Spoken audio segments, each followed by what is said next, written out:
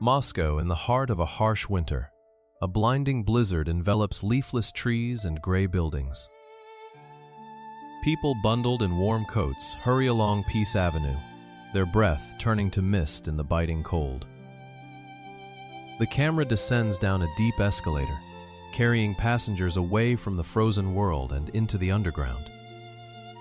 The screen brightens with the pure white of marble and the brilliant golden glow of the station's architecture.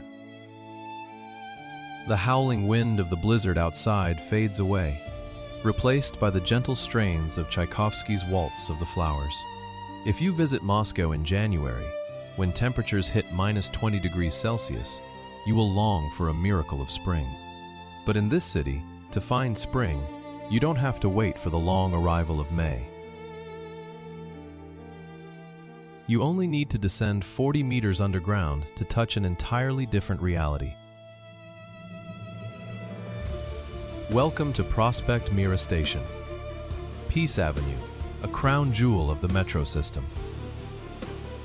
Stepping through the massive stone arches, the Siberian winter chill immediately vanishes behind you. Surrounding you is a Garden of Eden, sculpted from white marble and shimmering ceramics. Everywhere, garlands and branches reach upward, blooming and bearing fruit eternally, defying time. Yet, there is a strange paradox that millions of passengers passing through here every day rarely notice. Why is a station named Peace Avenue decorated entirely with agricultural themes? Why does the entire architecture here bear no relation to its current name? Behind this beauty lies a historical truth. It is a masterpiece that was stripped of its original name. It bears the scars of political erasures, holding the secrets of an ancient botanical garden. This is the story of one of Europe's oldest botanical gardens in the eternal form of marble. This is the 1952 Moscow map featuring the iconic Circle Line Koltsevaya of the capital, and the focal point of a story about cultural intersection. On January 30th, 1952, the festive atmosphere of the station's inauguration marked a historical milestone. Few know that its original name was not Prospekt Mira, but Botanichesky Sad. That name originated from Aptekarsky Ogorod, Russia's oldest apothecary garden located right above. This garden was personally founded by Tsar Peter the Great in 1706 to serve the military. The initial goal was very practical, growing precious herbs to treat Russian soldiers.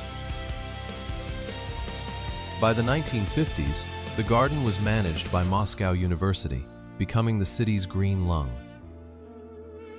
Two architects, Vladimir Gelfreich and Mikhail Minkus, were tasked with designing this space. The challenge was to bring the vibrant beauty of the botanical garden from the surface deep underground. This was to be a tribute to the revival of nature and Soviet agriculture after the war. They chose a pylon station design at a depth of 40 meters underground. The rigid pillars were replaced with pure white Koelga marble from the Ural Mountains.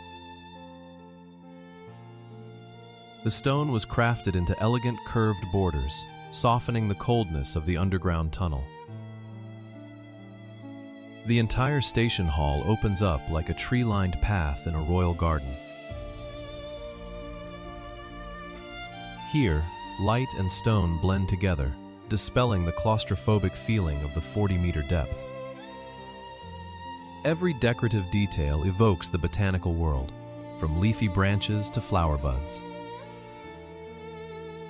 It is a wonderful combination of construction, engineering, and the artistic soul of its creators.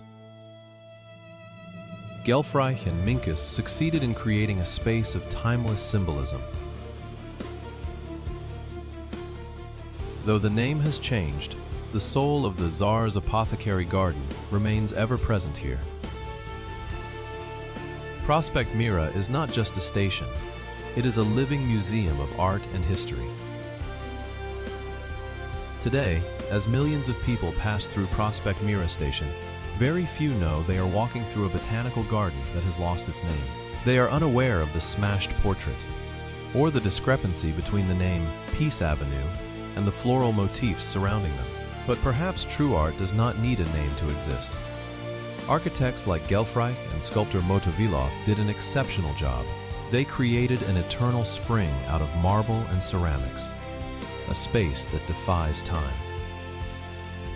No matter how devastating the snowstorms are on the surface, or how geopolitical changes sweep across this country, at a depth of 40 meters, nature is always blooming, a perfect contrast between harshness and brilliance.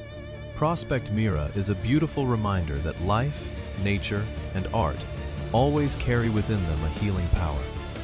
That life always rises above all historical upheavals, quietly flourishing beneath the soil of Moscow. Thank you for joining us on this stroll through this magnificent ghost garden. We hope you have found peace. Don't forget to click subscribe, like the video, and leave your thoughts in the comments section below. See you again on our next journeys to decode history. Goodbye. The intricate architectural lines at Prospekt Mira station are symbols of eternity. The contrast between the immutable beauty of marble and the harsh shifts of Soviet political tides. 1958. The Central Botanical Garden was moved to a new location further north, creating a geographical paradox. The name Botanichesky Sad, Botanical Garden, suddenly became out of place in the heart of a changing Moscow. 1966. The authorities decided to rename the station Prospekt Mira, erasing the old identity associated with the garden. Images of the modern, bustling Prospekt Mira Peace Avenue contrast with the stillness of the station below. The new name, Peace Avenue, is heavily charged with political undertones, yet out of sync with the original garden-themed architecture. The ceramic wreaths and depictions of agronomists have now become relics of a lost era. The station emerges like a ghost garden, where art still speaks of the past while the name serves the present. 1952. At the end of the Grand Hall, there once existed a giant ceramic mural of Joseph Stalin's portrait. That mural was once the visual focal point, a symbol of supreme power overshadowing the station's space. After Stalin's death in 1953, Khrushchev's de-Stalinization campaign began sweeping through every corner. The Stalin mural at Prospekt Mira station was dismantled in silence. A scar began to form on the stone wall.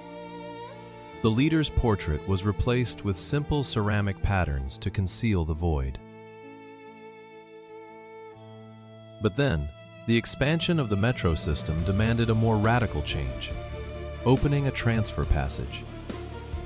The wall where Stalin once stood was completely demolished, turning into a staircase leading to the Orange Line. Much like Arbatskaya Station, the most powerful centerpiece has vanished, leaving behind an open structure void of its original meaning. Crowds of people rush to fill the void left by history, stepping over scars without even knowing. The wall at the end of the hall is now just a passageway, where the echo of footsteps replaces grand proclamations.